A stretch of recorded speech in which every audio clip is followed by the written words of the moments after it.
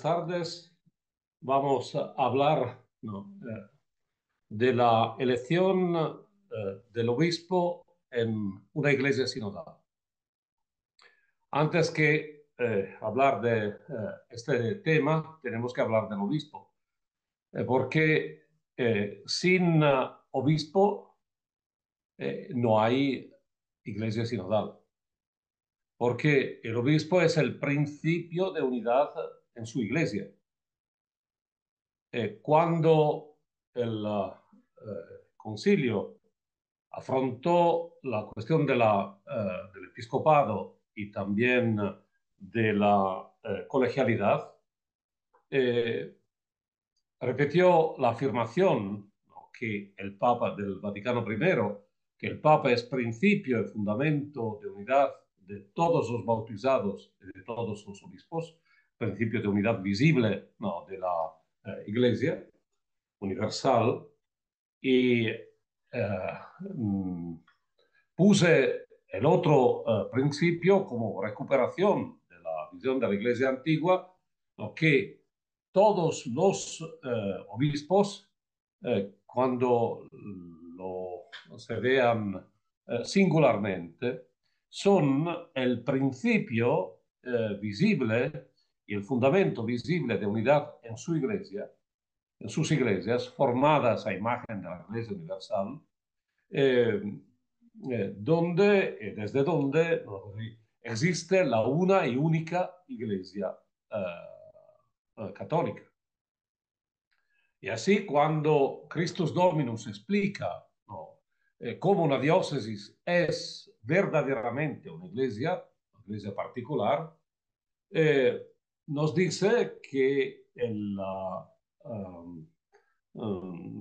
la iglesia particular es la portio populi Dei, una porción del pueblo de Dios, es aquel pueblo de Dios en aquel lugar, ¿no?, confiado al obispo, rodeado de su presbiterio.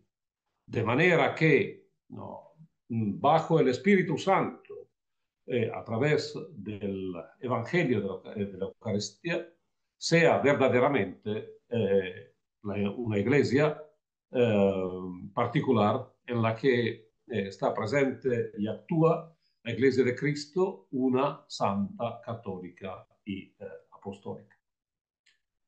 Está claro cuando hablamos de este tema que el obispo, ¿no?, como principio de unidad, permite que estos fieles, este grupo de fieles, no sea una suma de gente, sea verdaderamente el pueblo de Dios que tiene capacidad de actuar en la iglesia. Es sujeto activo porque participa a través del bautismo a la función profética, sacerdotal y real de Cristo. Por eso, en esta relación fundamental entre obispo y su iglesia, hay la posibilidad que una iglesia particular sea verdaderamente en un lugar testimonio de la iglesia y manifieste con toda su vida la presencia, ¿no?, del Espíritu y el testimonio del Evangelio, ¿no?, como realización de la salvación de Jesucristo. Cuando hablamos así del obispo, hablamos de un principio de unidad tan fuerte, tan necesario, porque él tiene la raíz de la apostolicidad, ¿no?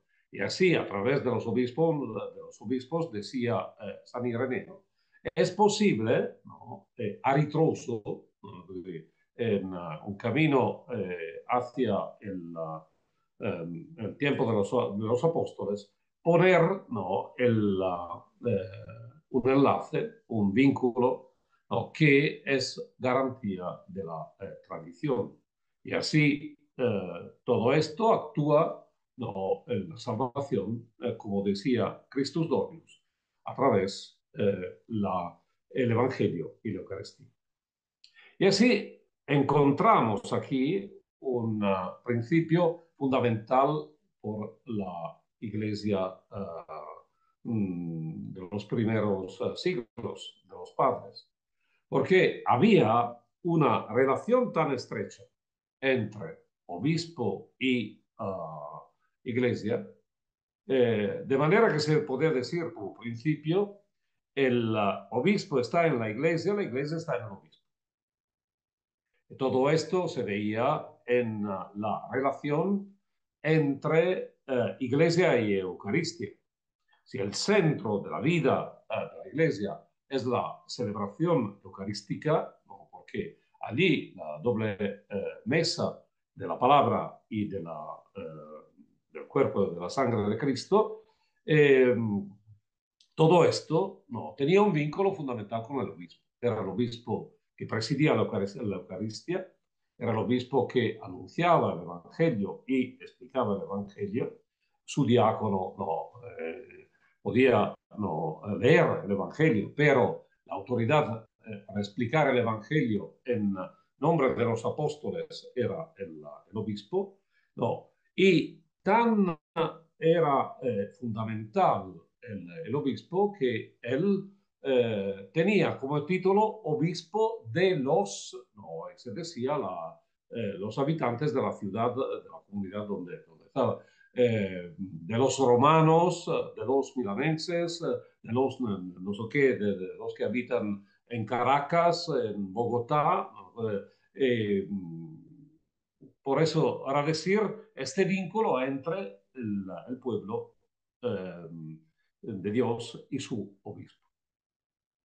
En esta relación tan fundamental, vamos a descubrir o a redescubrir una iglesia de relaciones, ¿no? La iglesia local, donde se realiza la sinodalidad, es el lugar más claro, más evidente donde se realiza la sinodalidad, ¿no? Es una iglesia de relaciones. Pueblo de Dios con su obispo, obispo como principio de unidad del pueblo de Dios y como principio de unidad también de su presbiterio. Y no puede actuar sin el presbiterio. En la tradición tiene siempre el presbiterio. Por eso decir que nosotros tenemos un encuentro y una relación entre obispo y pueblo de Dios, obispo y presbiterio, y el presbiterio está al servicio del pueblo de Dios como la forma más clara y más potente de servicio. Esto sería la posibilidad de superar finalmente un poco de clericalismo, porque no, es el servicio verdaderamente no, en nombre de Cristo. Hoy el Evangelio habla no, de los que son al servicio en el pueblo de Dios, como el Hijo del Hombre, no, que vino no para ser servido, sino para servir y dar la vida por los demás.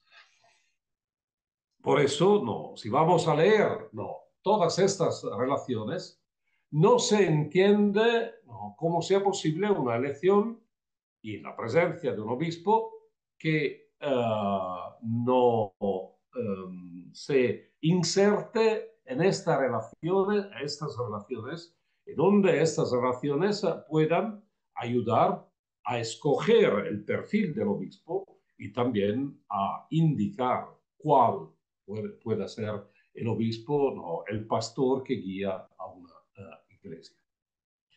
En este sentido, me parece muy importante entender no, esta cosa, porque hoy la elección de un obispo es cosa del nuncio. El nuncio hace las, ¿cómo se llaman? La encuesta, las investigaciones, ¿no? Ve ¿no? los que puedan ser, hace la terna, no, manda el informe al dicasterio para los obispos de manera que no puedan en la plenaria escoger ¿no? el candidato ¿no? que parece bien como obispo de este lugar. Después, hay muchas veces sorpresas. ¿Por qué? Porque el nuncio hace según un perfil, un protocolo, ¿no? Que sigue ¿cómo se puede decir? Un perfil de obispo y no una relación con una iglesia. Se hace una provisión donde hay candidatos, ¿no? Que pueden estar en una iglesia, en otra iglesia, en otra iglesia, en otra iglesia. ¿No? Y después, como será el tiempo, ¿no? Se pondrá en una o en una otra, porque no, si es capaz de hacer el obispo, lo hace bien para todas las iglesias. En una iglesia sinodal no es así. ¿Por qué? No, antes de todo hablamos de iglesia sinodal. ¿Por qué? La iglesia sinodal pone en relación y en evidencia más fuerte la cuestión de la relación entre iglesia y obispo y su pueblo. Digo una cosa, si el obispo no conoce la historia del pueblo, no puede servirlo. Si el obispo no se hace uno del pueblo, no puede servirlo. Y es claro que en este sentido, ¿no? El pueblo de Dios, ¿no? El presbiterio, y todos los que como sujeto participan de la vida de la iglesia, también podemos decir los que trabajan, que ejercen ministerios, ¿no? ¿De qué manera pueden participar para indicar, ¿no? El candidato obispo? En una iglesia sinodal esto es fundamental. Antes, no, la reserva que el Papa hacía al nombramiento de los obispos, no, tiene tendencias que pueden relacionar con la Edad Media. Antes era el emperador que nombraba a los obispos o que no tenía una relación, no, de manera que los obispos no, príncipes no podían tener una relación de poder con el emperador. Toda la reforma gregoriana, que se llama tradicionalmente gregoriana, no, empieza por esta cuestión. La libertas ecclesiae, la libertad de la iglesia. Y la libertad es que el Papa no pueda nombrar, no, los obispos sin que el emperador, el rey, no, nombre, no, a sus condiciones de manera que sean sujetos a un poder temporal. Esta cosa se desarrolla también después cuando se habla de un principio del galicanismo, no sé cómo se diga en español, galicismo o algo de así, no, donde se hablaba de una iglesia nacional bajo el rey o bajo el emperador, ¿no? Donde obispos, no, y curas estaban vinculados. Hoy este problema no hay. En Italia, cuando se hizo la unidad, el, el jefe del gobierno decía libera Chiesa in libero Stato. Iglesia libre en un Estado libre, no, que tiene sus principios, no, vemos, no, dos mundos separados. Y así no hay problema de una iglesia nacional y de un condicionamiento. Y ahora no. Se puede recuperar lo que se hacía en antiguo hasta la Edad Media, cuando el pueblo participaba a la indicación y también a la aclamación del obispo. El presbiterio participaba a la indicación del obispo y a la aceptación del obispo. ¿Cómo se puede hacer? No, es todo un capítulo, ¿no? Que tenemos que reescribir, que tenemos que imaginar, donde no se ponga el equilibrio entre la iglesia particular y vamos, toda eclesia, la iglesia universal o la universa eclesia, donde el principio no sea de la comunión, sea un, un obispo que sea verdaderamente capaz de comunión, verdaderamente sinodal. Yo diría que hoy no se puede elegir un obispo que no sea sinodal y que no actúe sinodalmente. Por eso no hay que madurar en la sinodalidad, no, y en la sinodalidad y a partir de los principios sinodales no, se puede imaginar no, esta normativa o esta modalidad de una participación no, de el pueblo de Dios en una iglesia, del presbiterio en una iglesia. Después pueden ser no, los sujetos que participan jurídicamente, el Consejo Pastoral Diocesano con los consejos pastorales parroquiales y el Consejo Presbiteral o los consultores, todo lo que se puede hacer, cómo participan así. ¿Cómo participen? No, los otros obispos no, de la conferencia episcopal. Y cómo participe el nuncio no, con no, su trabajo, de manera que garantice no, el vínculo no, con Roma y así con la comunión no, en toda la iglesia. Pero está claro no, que en una iglesia sinodal no, hay que todos los sujetos participen a esta indicación y a esta elección. De manera que el vínculo entre la iglesia y su obispo no sea un matrimonio de intereses, no sea no, algo de institucional únicamente, no sea no, nombramiento en defensa de una idea de iglesia que sea más progresista o más tradicionalista o lo que sea. Sea verdaderamente una relación esponsal, una relación, no, como dice la escritura, que manifiesta la relación entre Cristo, no, cabeza, y su iglesia, entre el esposo y la esposa, no, se manifieste en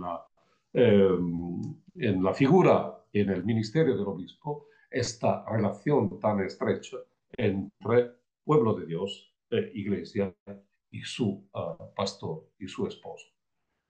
Estas son las cuestiones que se ponen ahora hablando en perspectiva de una iglesia sinodal. Si la iglesia es verdaderamente sinodal, también el nombramiento de un obispo tiene que ser o que manifestar ¿no? Un espíritu sinodal, un horizonte sinodal y un método sinodal. A todos, hasta luego, que Dios los bendiga. Buen trabajo.